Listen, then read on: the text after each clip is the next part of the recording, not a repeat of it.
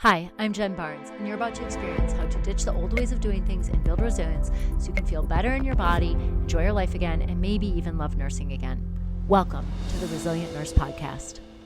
Hey, it's Jen. I'm glad you're here. I'm about to share a quick and easy tool for you to use to soothe your body in the moment and regulate your nervous system. This is particularly important if you've been facing chronic stress. So here's what most people do when they're facing chronic stress. Most people push and push and push as though if they just push hard enough and get everything done, then they'll start to feel better and that stress that they face will go away. But the problem is the impact of chronic stress doesn't go away just because you get everything done. In fact, that stress builds up over time and can get stuck in the body when not released. It perhaps evolving into things like sleep problems, irritability, anxiety. You could find yourself snapping at people, having angry outbursts, numbing, shutting down, even depression or physical illness. And so today I'm going to share a favorite tool of mine to help release stuck stress and regulate the nervous system. So this tool is a favorite of mine because it incorporates fluid movement with breath along with an affirmation. And in doing so, it can help both when you're amped up, keyed up, or on edge, as well as when you're feeling shut down, numb, maybe even depressed. Further, this tool sends a cue of safety to your body. And so here's why that's important. So, our nervous system is designed to protect us, right? And so, when we're in this ventral vagal state where it's safe enough to rest and digest and connect, in that state, our body is protecting us by staying with the group, right? Because we're safe enough to connect by allowing our systems to function.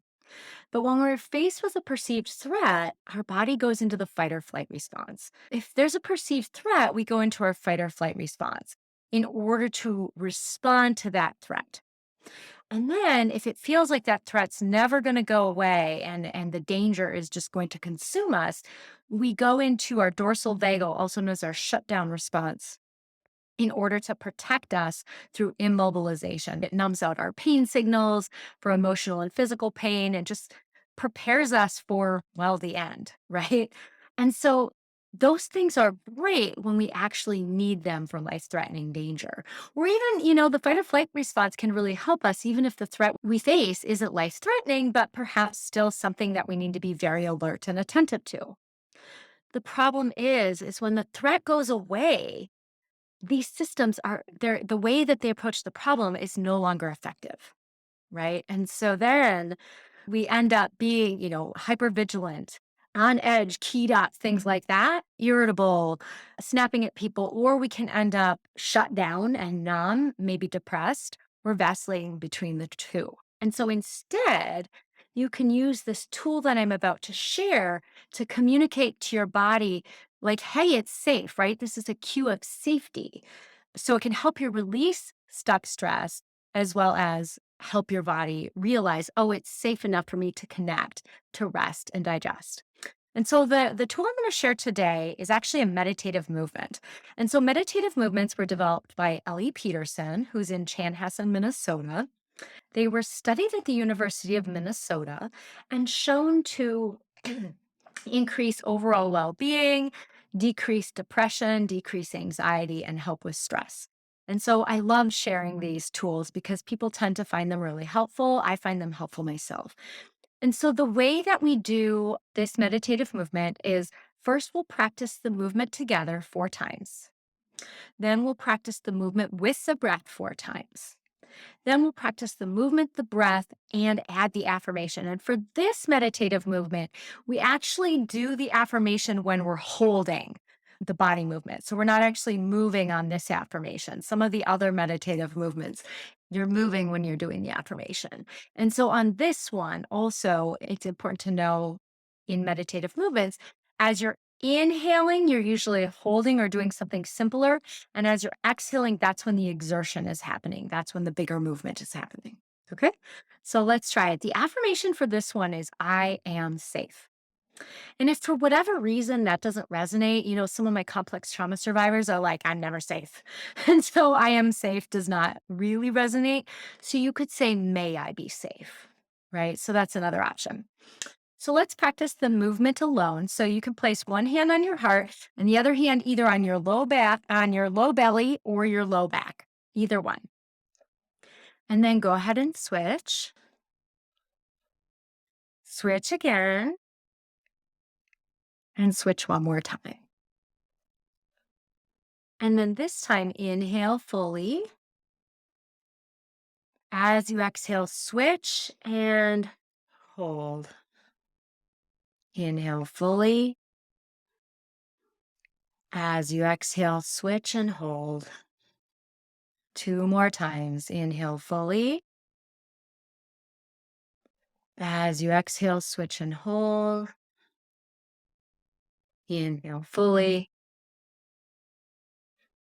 As you exhale, switch and hold. And now we'll add the affirmation. Inhale fully.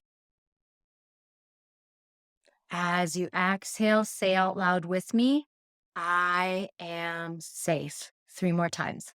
I am safe. I am safe. I am safe. Inhale fully.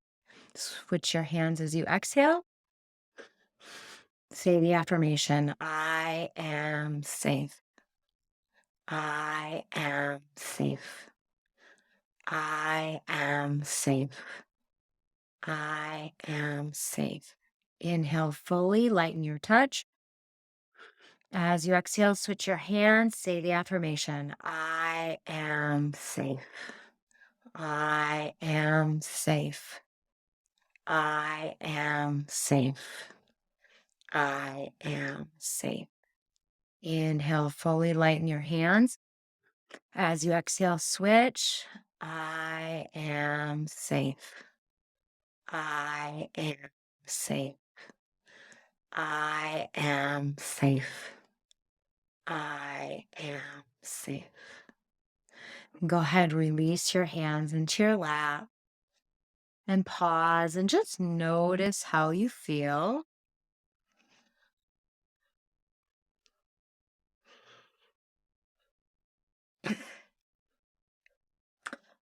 And so you can see this is a quick and simple way to calm your body by regulating your nervous system. You can even tell it calmed my body. My voice is a lot calmer now. My energy might feel calmer to you if you can sense that.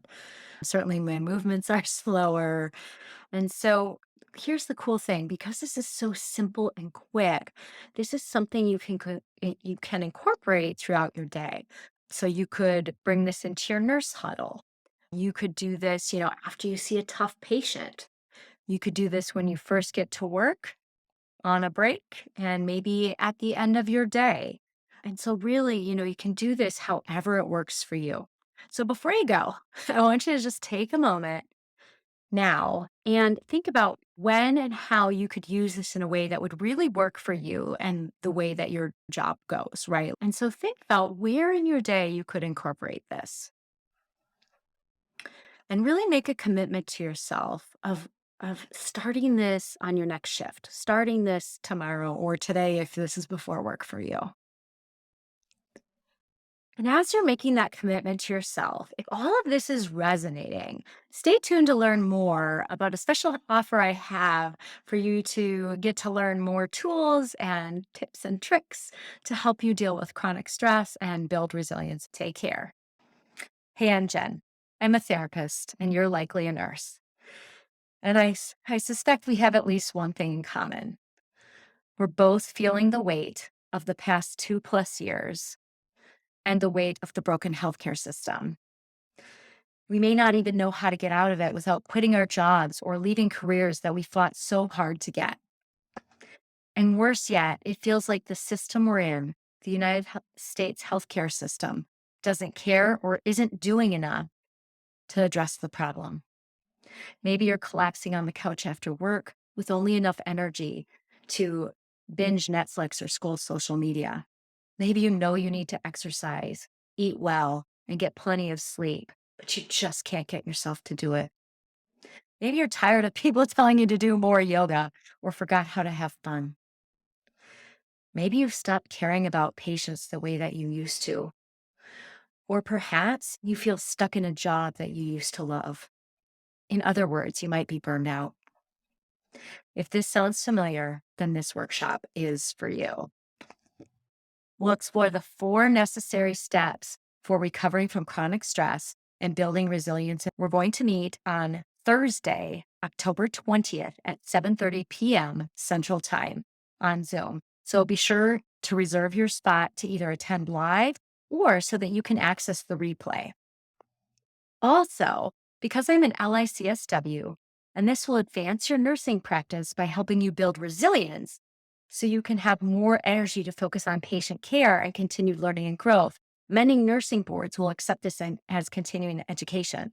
So, for a small fee to pay for my administration expenses of $19, you can receive an hour of continuing education credit for this after completing a brief quiz to show that you understand the key points. So, be sure to register so you can reserve your spot and start building resilience today. Take care.